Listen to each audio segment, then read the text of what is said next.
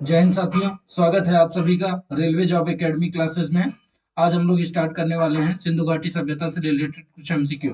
तो चलिए स्टार्ट करते हैं। क्वेश्चन नंबर 1 है, सिंधु घाटी के सारे घरों में एक को छोड़कर सारे घरों में साइड प्रवेश द्वार था। निम्न शहरों में से वह शहर कौन है जिसमें घरों का प्रवेश द्वार मुख्य सड़क पर नहीं था?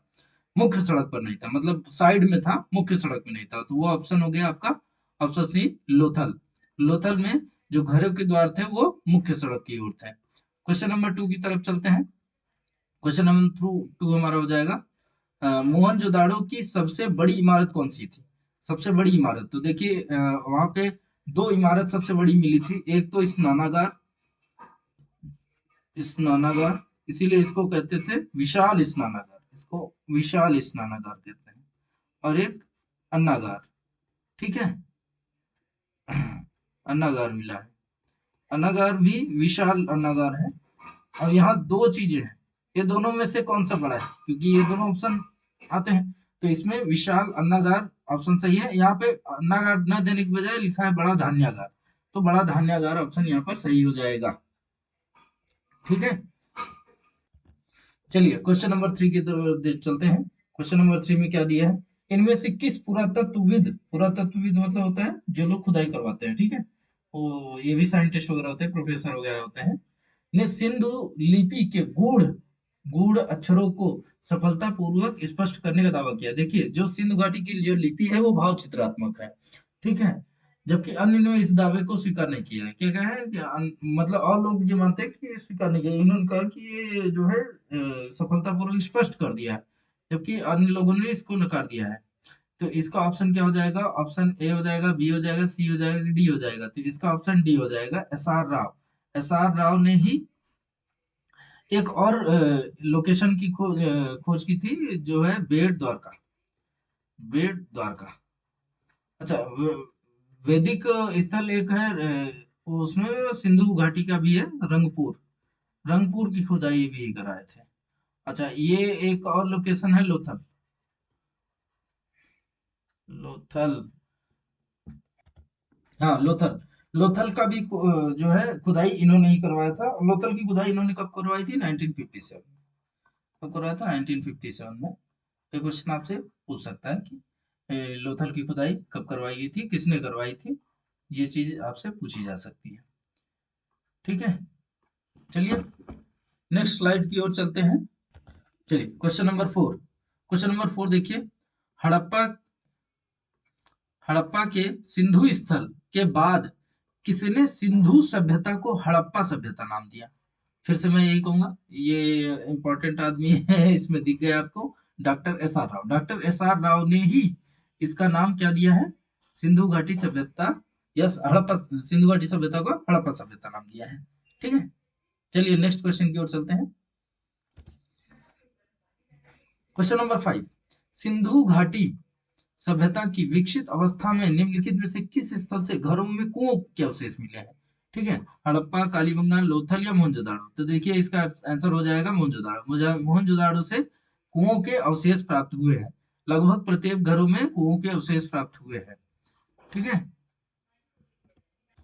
चलिए देखिए नेक्स्ट क्वेश्चन है, क्वेश्चन नंबर 6, किस हड़प्पा संस्कृति स्थल से खुदाई में घोड़े की अस्थियां प्राप्त हुई हैं?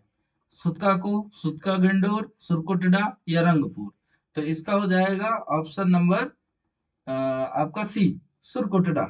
सुरकोटडा से आपको अश्व अर्थात घोड़े की अस्थियों के अवशेष प्राप्त हुए हैं। चलिए क्वेश्चन नंबर 7 की तरफ चलते हैं। तो ये रहा आपका क्वेश्चन नंबर 7। सिंधु सभ्यता में हाथी दांत के उपयोग के संबंध में निम्नलिखित में से कौन सा कथन असत्य है? देखिए, सिंधु सभ्यता में हाथी दांत का प्रयोग हुआ था या नहीं हुआ था, ये आप लोग याद कर लीजिए। उस समय हाथी दांत के आभूषण बनाए जाते थे, उस समय हाथी दांत का कोई उपयोग नहीं होता था। हाथी के दांत से बनी अन्य वस्तुओं के नमूने भी मिले हैं। उस समय हाथी के दांत से बनी कमियों का उपयोग होता था। तो देखिए इसमें ऑप्शन आपका हो जाएगा बी, उस समय हाथी दांत का कोई उपयोग नहीं होता था। हाथी दांत का कोई उपयोग नहीं होता था, बल्कि हाथी का ही वर्णन नहीं किया गया है कि हाथी था, हाथी के बारे में वो लोग जानते थे या नहीं जानते थे, क्योंकि हाथी के बारे में जो है मैंने वर्णन नहीं किया। हाथी दांत तो एक अलग बात हो गई। ठीक है, तो हाथी दांत का प्रयोग नहीं होता था, सिंपली आप ये जानिए। ठीक है, चलिए नेक्स्ट क्वेश्चन चलते हैं, क्वेश्चन नंबर 8। ये रहा क्वेश्चन नंबर 8 आपका। प्रथम धातु निर्मित नर्तकी की मूर्ति कहाँ से मिली है? तो याद कीजिए, नर्तकी की मूर्ति कहाँ से मिली, मैंने बताया था हड़प्पा, मोहनजोदाड़ो, बिलारी या रायगढ़। तो ये हो जाएगा आपका option number B, Mohenjo-daro. Mohenjo-daro से आपका नर्तकी की मूर्ति मिली है, जिसमें उसमें आप देखेंगे एक हाथ नर्तकी अपने कमर पे रखती है, एक सीधा हाथ है, उसका कुछ टूटा हुआ हिस्सा है। तो इस तरीके की एक स्त्री की एक हमको ब्रोंज की, कांसे की मूर्ति मिली है। ठीक है, ब्रोंज मतलब कांस्य होता है। ठीक है, कांस की वजह से, इसी कांस की ज्यादातर चीजें हड़प्पा सभ्यता में प्राप्त हुई है, इसीलिए इसको कांस्य युग भी कहते हैं। क्या कहते हैं? कांस्य युग कहते हैं, ब्रोंज एज। ठीक है, हड़प्पा सभ्यता को ब्रोंज एज के भी नाम से जाना जाता है। चलिए नेक्स्ट क्वेश्चन की ओर चलते हैं, क्वेश्चन नंबर 9। ये रहा आपका क्वेश्चन नंबर 9। एक उन्नत जल प्रबंधन, क्या कह रहा है? एक उन्नत जल प्रबंधन। देखिए, जल प्रबंधन के मामले में सिंधु घाटी सभ्यता वाले काफी आगे थे। इसमें कई ऐसे लोकेशन थे जहां पर अगर आप देखेंगे तो सड़क थे, सड़कों के बगल से नालियां थी। ठीक है, मतलब एक तो जैसे घर हो गए, घरों से नालियां निकल के सड़कों किनारे वाली नाली, और ये सारी नालियां एक बड़े नाले में जाकर के मिलती थी। इनका ड्रेनेज सिस्टम बहुत बढ़िया था। तो एक उन्नत जल प्रबंधन व्यवस्था का साक्ष्य कहाँ से प्राप्त हुआ है? आलमगीरपुर, धौलावीरा, कालीबंगा, लोथल। ये बहुत कॉमन आंसर है, इसका हो जाएगा धौलावीरा। और ये एक यूनेस्को वर्ल्ड हेरिटेज साइट भी है। क्या है? यूनेस्को वर्ल्ड हेरिटेज साइट भी है। चलिए क्वेश्चन नंबर 10 की ओर चलते हैं, आज का हमारा लास्ट क्वेश्चन होगा, क्वेश्चन नंबर 10। ये देखिए दोस्तों, आज का हमारा अंतिम क्वेश्चन है।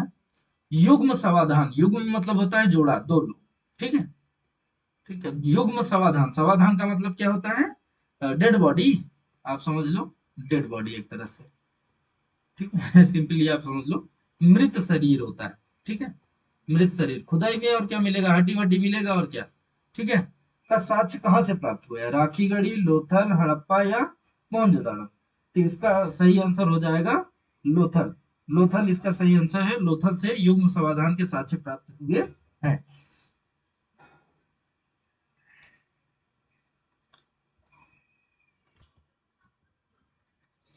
तो thank you for watching this video. और आप लोगों को एक अनाउंसमेंट आप लोग बता दिया जाए कि आरआरबी एनटीपीसी ने अभी एक खेल किया है। क्या खेल खेल किया है, मैं आपको बताता हूँ। आरआरबी एनटीपीसी 2019 में यह हुआ था कि लेवल 2 से लेकर लेवल 6 तक जो सीबीटी 1 था, वो सभी पोस्ट के लिए, सीबीटी 1 उस सभी पोस्ट के लिए कॉमन था, ऑल पोस्ट के लिए कॉमन था। ठीक है, लेकिन इस और सीबीटी टू जो था वो लेवल वाइज था, मतलब हर एक लेवल के लिए अलग अलग था। सीबीटी टू अलग अलग था। ठीक है, जैसे आपका लेवल 2 हो गया तो इसके लिए अलग पेपर, लेवल 3 हो गया इसके लिए अलग पेपर, लेवल 4 हो गया उसके लिए अलग पेपर, लेवल 5 हो गया उसके लिए अलग पेपर, लेवल 6 हो गया उसके लिए अलग पेपर। लेकिन इस बार क्या किया है आरआरबी एनटीपीसी 2024 में, इसने किया कि सीबीटी 2 जो है, इसको, इसमें जो लेवल 2 से लेकर लेवल 6 तक जितने भी पेपर हैं सीबीटी 2 में, वो सब कॉमन है, मतलब एक ही पेपर होगा आपका। अब चूंकि कॉमन पेपर होगा, एक ही पेपर होगा, तो उसमें क्या होगा? नॉर्मलाइजेशन होगा। अब नॉर्मलाइजेशन होगा तो नॉर्मलाइजेशन में नंबर बढ़ सकते हैं और घट भी सकते हैं, ये आप लोगों को पता है। यह डिपेंड करता है सिचुएशन के ऊपर। तो इसके बारे में ऑलरेडी वीडियो डाली जा चुकी है, आप लोग उस वीडियो को जरूर जाकर देखें और हमें फॉलो करते रहें। और आप प्रत्येक वीडियो को शुरू से लेकर लास्ट तक देखा करें, क्योंकि उसमें बहुत इंपॉर्टेंट बातें बताई जाती हैं। ठीक है, तो आज के लिए इतना ही। Thank you for watching. जय हिंद दोस्तों, जय हिंद।